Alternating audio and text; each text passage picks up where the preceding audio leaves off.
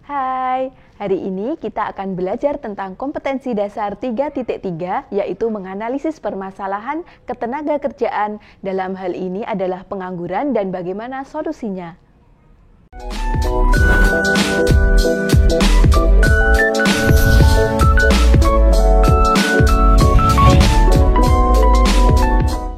Pandemi COVID-19 memberikan dampak pada meningkatnya tingkat pengangguran di berbagai negara.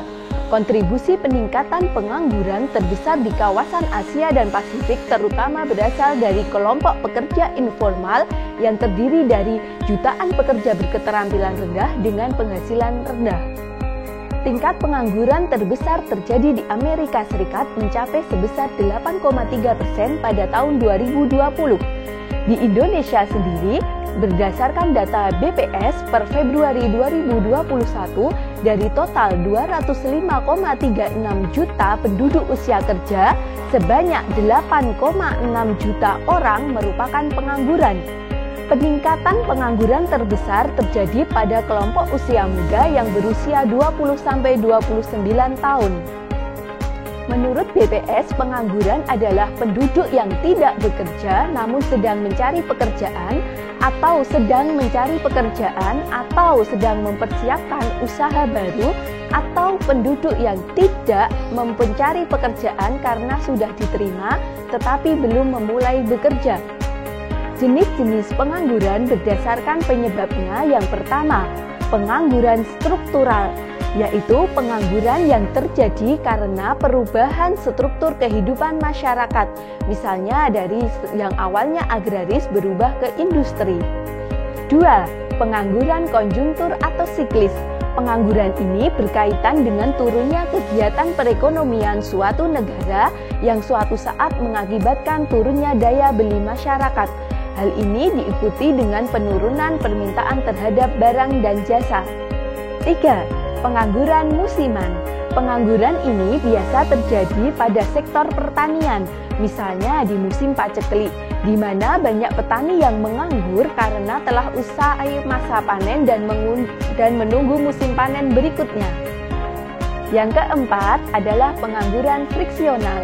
Pengangguran ini terjadi karena penawaran tenaga kerja lebih banyak daripada permintaan tenaga kerja, atau tenaga kerja yang sudah bekerja tetapi menginginkan pindah pekerjaan lain, sehingga belum mendapatkan tempat pekerjaan yang baru. Kelebihan tersebut menimbulkan adanya pengangguran. Nah, lantas bagaimana cara mengatasi pengangguran? Jawabannya dengan berwirausaha. Keberadaan wirausahawan membuat faktor-faktor produksi dapat dikreasikan untuk membuat produk baru.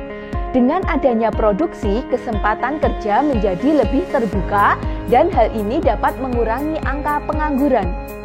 Perlu upaya untuk mendorong pengangguran agar beralih menjadi wirausaha.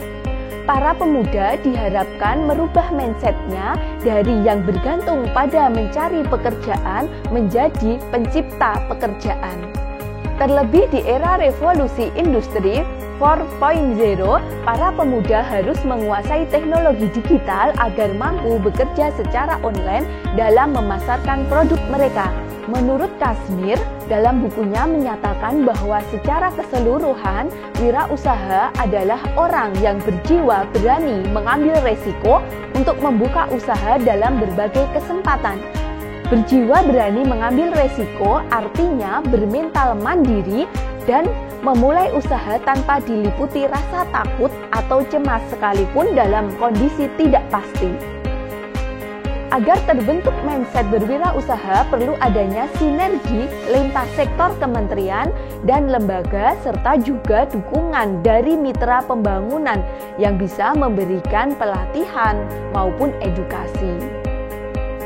Harus digalakkan berbagai program pelatihan kewirausahaan melalui pendidikan dan pelatihan vokasi, baik di sekolah-sekolah formal maupun di balai pelatihan.